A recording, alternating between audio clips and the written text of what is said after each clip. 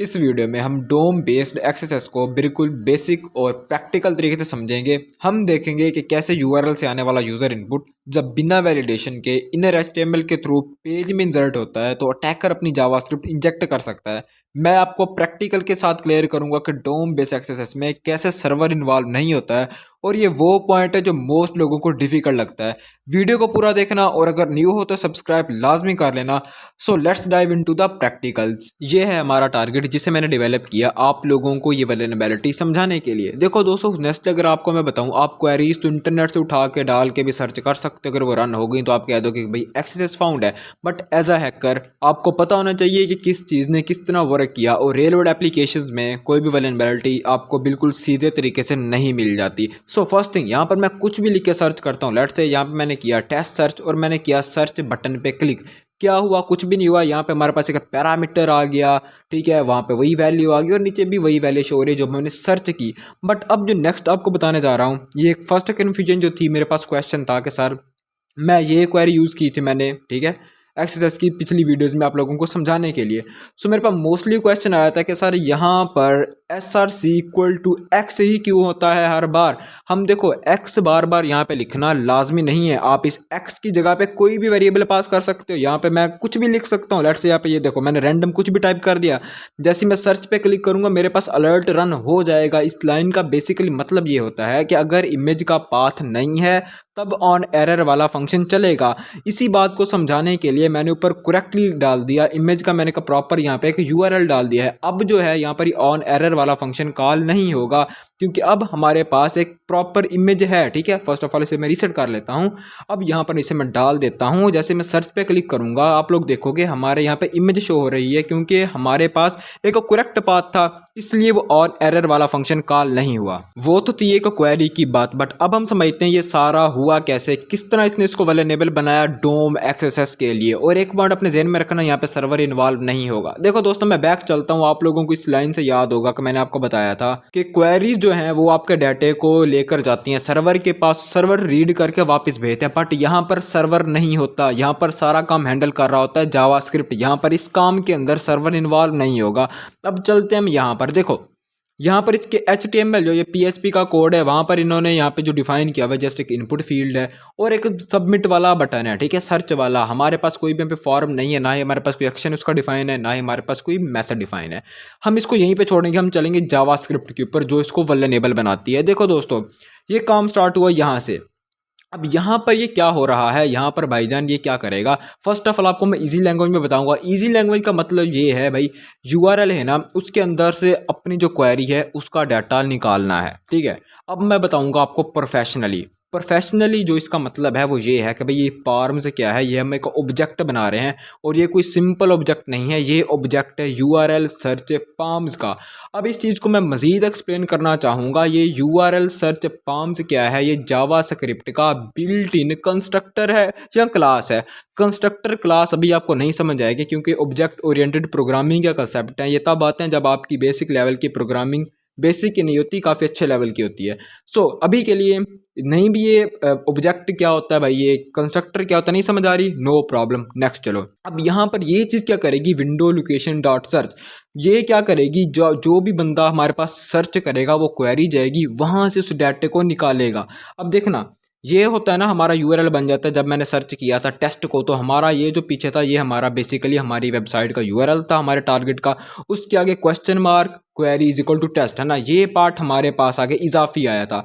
अब ये क्या करेगा, इस पार्ट को इसने कर दिया अलग, ठीक है। किस लाइन अलग किया, इसको अलग किया इस लाइन ने, समझ रहा मेरी बात को। इसने इस लाइन को यहाँ से सेपरेट कर दिया इसे पूरे यूआरएल में से, इस पार्ट को। अब इस पार्ट का हम लोग क्या करेंगे, हम चलते हैं नेक्स्ट लाइन पे। नेक्स्ट लाइन पे लिखा है हमने एक वेरिएबल बनाया हुआ है वैल्यू के नाम से, जिस तरह हम पाइथन में बनाते थे, बट जावास्क्रिप्ट के स्टार्ट में हम डिफाइन करते हैं कॉन्स्ट लेट या वार। अब इनकी एक्सप्लेनेशन में जाने की जरूरत नहीं है, वेरिएबल का आप लोगों को पता है, ठीक है। अब ये क्या बन गया, पाम्स हमारे पास तो एक ऑब्जेक्ट बन गया। अब ऑब्जेक्ट के अंदर होते हैं हमारे पास इसके कुछ मेथड, और उन्हीं मेथड में से हम यहाँ पर लगा रहे हैं गेट नाम का मेथड। गेट का मतलब क्या होता है, हासिल करना, ले लेना। हम यहाँ पे एक सर्च कर रहे हैं कीवर्ड क्वेरी का। अब देखो, वहां से हमारे पास जो भी एक्स्ट्रा चीज़ हमारी निकली थी। अब हमारे पास अभी तक के लिए रिजल्ट जो है वो ये है, क्योंकि फर्स्ट लाइन में से पूरे यूआरएल में से हमें ये पार्ट अलग कर दिया था। अब जब ये हमारी सेकंड लाइन चलेगी गेट वाली, वो तो ढूंढ रही है भाई क्वेरी कीवर्ड को। अब वो जैसे यहाँ पर आएगी वो देखेगी हाँ भाई मुझे क्वेरी मिल गया और क्वेरी की वैल्यू क्या है, टेस्ट। अब वो क्या करेगी, अब इस क्वेरी की वैल्यू टेस्ट को भी सेपरेट कर देगी। बट अब इस सेपरेट करके हमने कहीं पे रखना तो है, मेमोरी के अंदर सेव करना है, इसके लिए यूज़ होते हैं वेरिएबल्स। अब देखो वो वेरिएबल ऑलरेडी डिफाइन है वैल्यू के नेम से, सो इट मीन इस लाइन ये जो क्वेरी की वैल्यू गेट करेगा वही वैल्यू होगी इस वैल्यू की। मीन्स दैट अब यहाँ पे इस होगा क्या एंड पे, जो भी हमारे पास वैल्यू है उसके अंदर जो डाटा सेव होगा वो होगा हमारे पास टेस्ट। ये बिल्कुल उसी तरह काम करता है जिस तरह हम पाइथन में लिखते थे भाई name is equal to Saqlain, वहां पे हम स्टेटिकली खुद ही डिफाइन करते थे, बट यहाँ पर जो है एक ऑब्जेक्ट के थ्रू निकाला जा रहा है हमारे इस यूआरएल में से। समझ रहे हो अब आप बात को ना। देखो एक बार फिर एक्सप्लेन करूंगा, ये लाइन क्या करेगी, पूरे यूआरएल में से ये देखो ना, ये कंप्लीट हमारा यूआरएल था उसमें से इसने ये वाला पार्ट अलग कर दिया, ठीक है, अलग करके उसने रख दिया। तब बारी आएगी नेक्स्ट लाइन की। नेक्स्ट लाइन क्या करेगी कि एक वेरिएबल बनाएगी सबसे पहले वैल्यू नेम का, फिर उस ऑब्जेक्ट क्या करेगा इस क्वेरी में से एक वैल्यू निकाल लेगा क्वेरी की, जो कि थी टेस्ट या जो भी हो सकते हैं, क्योंकि यूज़र कुछ भी सर्च कर सकता है, उसको सेपरेट करेगा और उसको स्टोर कर देगा उसी वैल्यू नाम के वेरिएबल के अंदर। सो अब यहाँ तक हमारे पास एक वेरिएबल बनेगा जिसका नेम होगा वैल्यू और उसकी वैल्यू होगी टेस्ट। अब हम नेक्स्ट चलते हैं। नेक्स्ट जो है भाई इफ अगर वैल्यू है तब अगला काम होगा, अगर वैल्यू नहीं है, अब जैसा कि अब यहाँ पर कोई वैल्यू नहीं है, मैं सर्च करता था कुछ नहीं हो रहा, जैसे यहाँ पे मैं कुछ वैल्यू लिख के सर्च करता हूँ, देखो नीचे वैल्यू शो हो रही है, मतलब चेंजिंग हो रहे हैं। भाई अगर वैल्यू है तो रिजल्ट बॉक्स के अंदर का जो HTML है उसके अंदर इस वैल्यू के अंदर जो भी चीज़ है वो उसके अंदर चली जाए। अब रिजल्ट बॉक्स क्या है भाई, मैं पीछे चलता हूँ, सब स्टार्ट में चलता हूँ, आप लोग देखोगे यहाँ पे एक वेरिएबल बना हुआ है रिजल्ट बॉक्स का। डॉक्यूमेंट क्या होता है आपका, कंप्लीट पेज होता है। क्वेरी सिलेक्टर क्या होता है, ये सिलेक्ट करने के लिए होता है अपनी HTML फाइल के अंदर से किसी भी एलिमेंट को।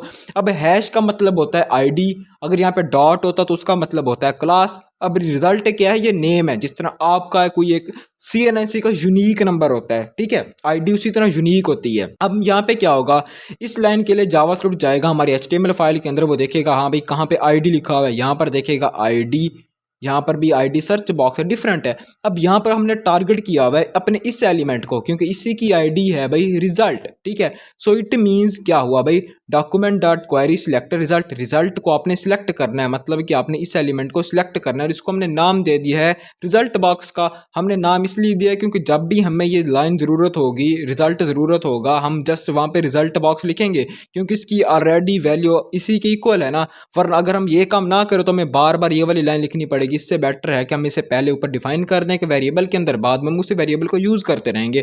सो अब यही वो लाइन है जो इसको वल्नरेबल बनाती है डोम बेस्ड एक्सेस के लिए। तो देखा हमने एक वल्नरेबिलिटी ढूंढ निकाली कोड के अंदर। ओके, इनर HTML का मतलब होता है भाई अंदर वाला HTML। HTML के टैग के अंदर आपने कुछ भी लिखा हुआ है ना, तो वो क्या है भाई, उसको इनर HTML है। अब ये इनर HTML बेसिकली जावास्क्रिप्ट की एक प्रॉपर्टी है। अब होगा क्या भाई, ये जो रिजल्ट बॉक्स है ना, अभी आपको मैंने बताया है वो कौन सा है भाई, ये वाला है। इसके अंदर जो भी वैल्यू होगी, वो जो भी इस वैल्यू के अंदर से डाटा पास होके आएगा, इन मेथड से निकलेगा, इन ऑब्जेक्ट की हेल्प से निकलेगा, वही इसके अंदर लिख देना इन दिस। जैसा कि अभी यहाँ पे मैंने लिखा था टेस्ट, ठीक है, आप लोग देख रहे हो, मैंने यहाँ पे लिखा सर्च। अभी क्या हुआ भाई, वही डाटा यहाँ पर भी आ गया, अब यहाँ पर भी आ गया। यहाँ पर किस लिए आ रहा है, क्योंकि हम नीचे का फंक्शन भी कॉल कर रहे हैं ऐड टू हिस्ट्री डॉट, और उसके अंदर हम वैल्यू पास कर रहे हैं और इसको हमने नीचे डिफाइन किया हुआ है, ठीक है। बट हमें इसको समझने की जरूरत नहीं, हमने एक वल्नरेबिलिटी फाइंड करनी थी और उसको जो वल्नरेबल बना रहा है वो ये वाला कोड है।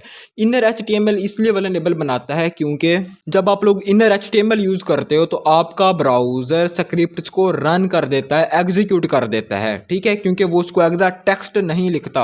अब इसकी एग्जांपल के लिए यहाँ पर मैंने कुछ एलिमेंट्स लिखे हुए थे HTML के, जिस तरह यहाँ पर ये HTML का एक एलिमेंट है ना, अगर इसको वहां पे जाकर मैं लिखूंगा तो ये क्या करेगा, तो ये इसको जो है वहां पर नीचे एज अ HTML पास कर देगा। ये लोग आप लोग देख रहे हो, अभी यहाँ पे एक मैंने और एग्जांपल लिखी हुई थी, यहाँ पे इसके साथ हम जावास्क्रिप्ट, वो जस्ट एक CSS के साथ है, ठीक है। अब यहाँ पर मैं दोनों को इकट्ठे इंबेड कर देता हूँ, ठीक है, ताकि आपको मैं शॉर्ट टाइम के अंदर समझा सकूं। तो इनर एचटीएमएल क्या करता है, वो एक एलिमेंट को वो एज अ स्क्रिप्ट रन कर देता है। अब जैसे इसमें क्लिक करूंगा, अब देखो जावास्क्रिप्ट भी रन हो रही है साथ साथ। सो यहाँ इस पॉइंट के लिए सिक्योरिटी मेजर ये है कि आप लोग यहाँ पर टेक्स्ट कंटेंट यूज करो। वो क्या करता है, वो जो भी यहाँ एलिमेंट पास करेगा, अगर यूजर कोई एचटीएमएल का एलिमेंट या कोई स्क्रिप्ट भी वहां पे सर्च करता है तो वो उसको एज अ टेक्स्ट वहां पर लेकर आएगा। अब इसको मैं अगेन रिवाइज कर दूं शॉर्ट तरीके से। भाई ये सारा काम क्या करेगा, भाई यूआरएल से हमने क्वेरी निकालनी है और उस क्वेरी को हमने स्टोर कर देना है वैल्यू के अंदर, और रिजल्ट बॉक्स के अंदर वही वैल्यू चली जाएगी, और यही वो लाइन है जो इसको वल्नरेबल बनाती है। अभी मैंने आपको बिल्कुल ईजी लैंग्वेज में बताया, मैंने आपको नहीं बताया कि भाई इसको ये एक ऑब्जेक्ट के अंदर कन्वर्ट करेगा, एक डाटे को, एक स्ट्रिंग को। ठीक है, मैंने जस्ट आपको ईजी लैंग्वेज के अंदर मैंने आपको समझा दिया पूरा एक इसका propaganda. I hope so learners आप लोगों ने इस बात को अच्छे तरीके से समझ लिया होगा कि किस तरह डोम बेस्ड एक्सेस काम करती है। और आप लोगों ने एक बात भी नोट की होगी कि हमने